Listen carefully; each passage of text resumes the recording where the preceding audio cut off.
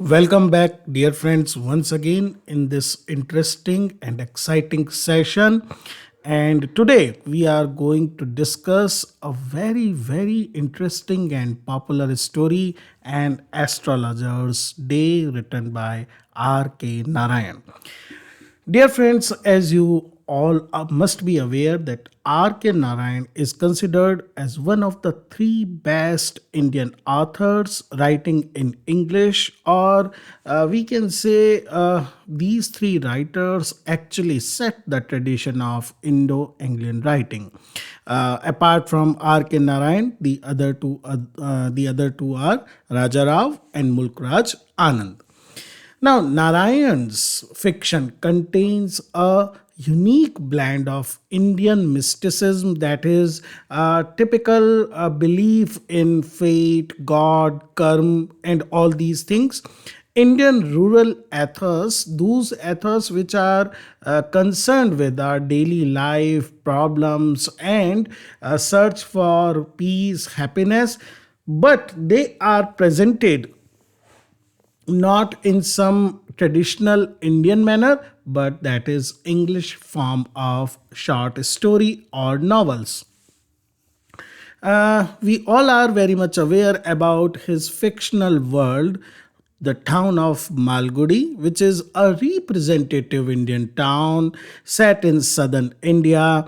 And it is in this town Narayan sets the bittersweet ironies of the life of a common man. That is why it is very easy to relate to the happenings in his novels and his stories, which are peopled with common person, which we find them quite similar to the surroundings of our own life.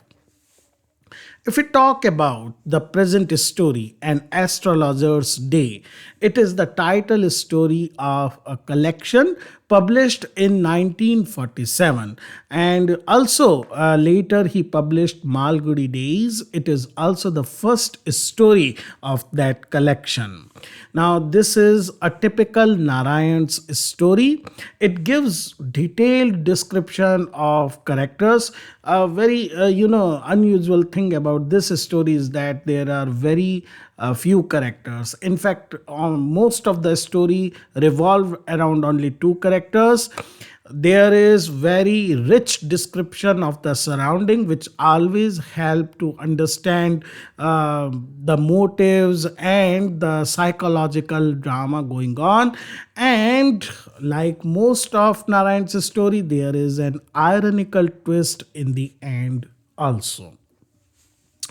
The story opens as its titular unnamed character arrives at his workplace. This is his daily routine. He begins his work every day at midday in a public place under a large tree that is close to a public park. He has very cleverly chosen this spot, which is generally crowded with people, and the place is generally full of people who pass by or gather there, attracted by vendors of nuts, sweetmeats, and other snacks. So it's a kind of, we can say, a local market with where people are always coming and going, buying things, and sometimes there are stray walkers randomly wandering in the marketplace.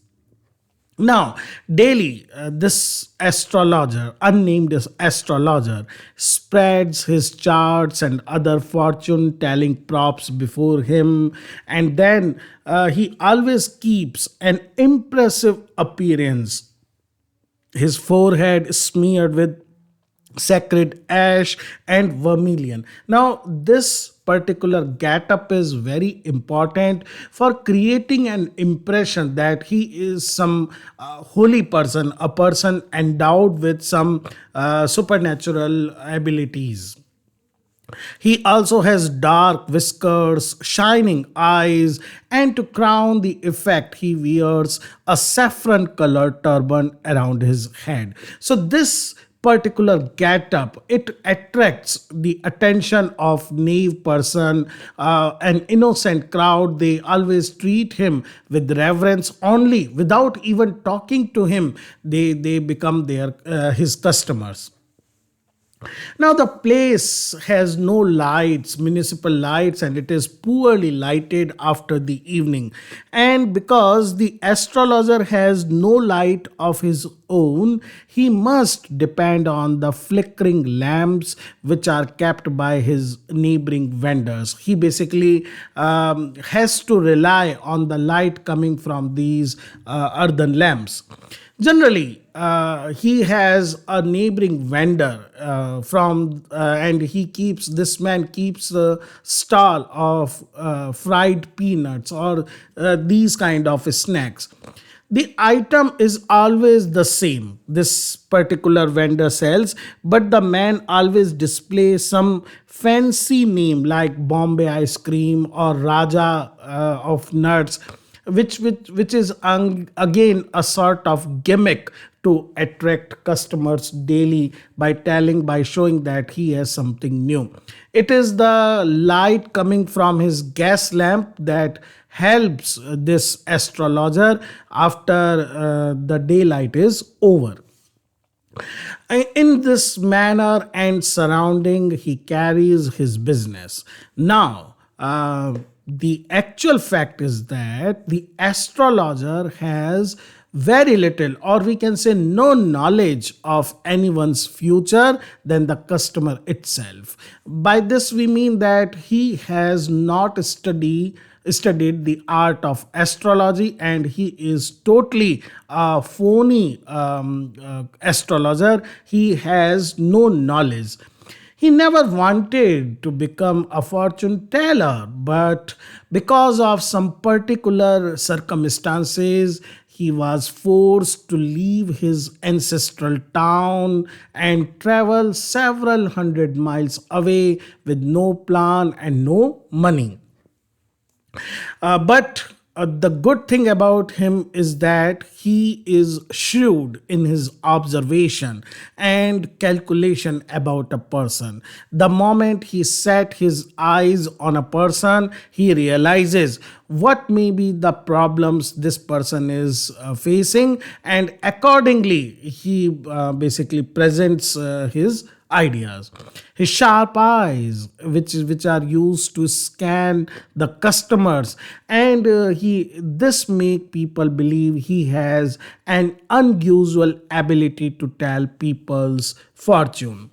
He knows that people have problems mostly due to money, marriage, and household issues, and within 5 minutes he can guess what is wrong, but never speaks for the first 10 minutes. It is another of his strategies. He allows the speaker, the customer, to talk and reveal as much information as possible, himself or herself. And from this information, he basically makes a kind of inventory of questions, and he create his advice for them. So finally, he is very much able to satisfy his customers, and that is why his business of telling future is going very well. Actually, he also do one more thing. He tells people what they want to hear, and when they leave, they are quite comforted and satisfied by his hints. Now, it so happens that one evening, after the nearby vendor has also blown out the light, so it is almost darkness. Every other trader has already departed to home. The astrologer sees a man before him. Now, due to darkness, they both can't see their each other's face. After initial talks, which the astrologer begins, he says, "Why lose a customer at the end of the day?" And he invites him again and again. "Sit, tell me your problem. You are looking quite worried, and I can solve you." Now, this man, whose name is Guru Nayak, he challenges the astrologer that if the astrologer gives him right answer, he will give him 8 annas. But if he fails, then the astrologer will have to pay him back twice the amount.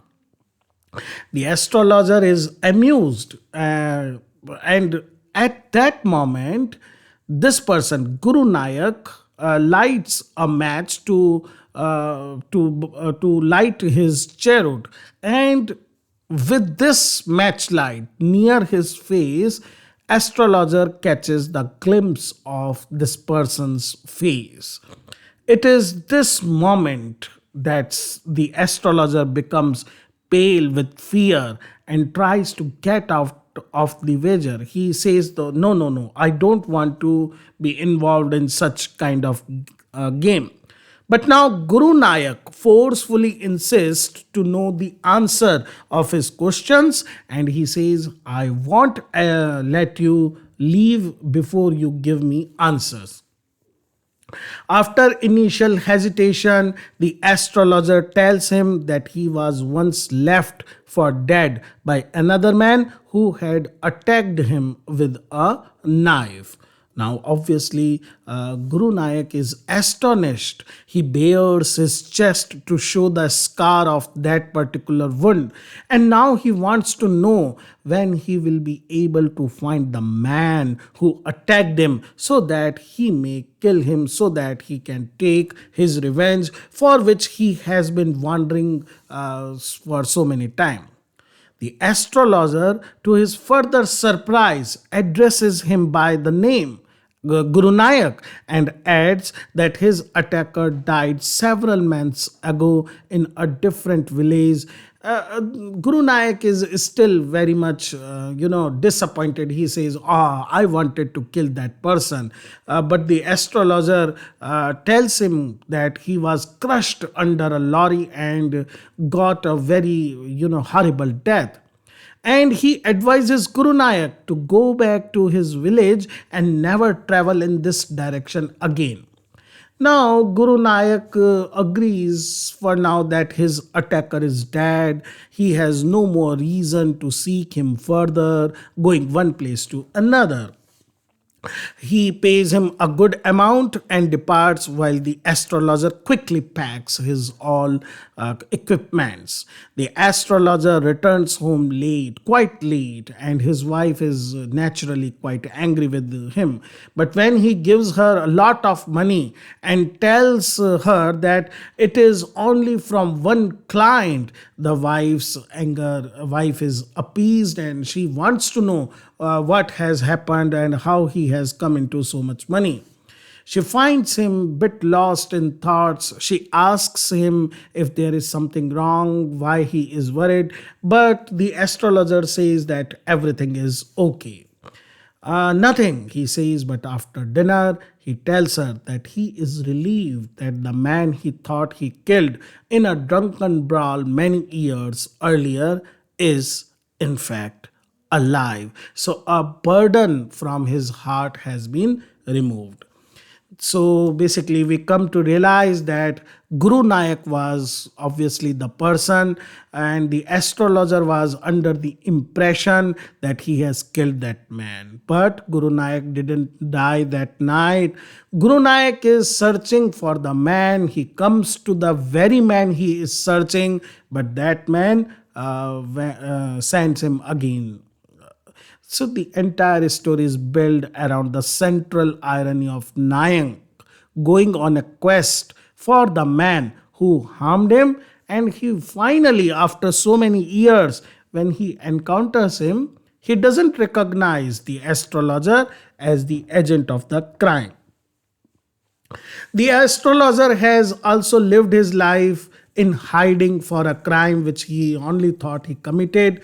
The astrologer has lived with the guilt of a crime he didn't commit. So both the characters, they basically seem to be puppet of fate, and finally when the fate decide that it is time to clear the doubts, fate intervenes. They meet, but in a very different kind of meeting which they both have anticipated, and the end is good for both of them. Okay, friends, that is all for our today's session in which we discussed this story. Please give your feedback, reviews, queries on the channel, and we will meet soon with another work for English literature. Thank you, dear friends.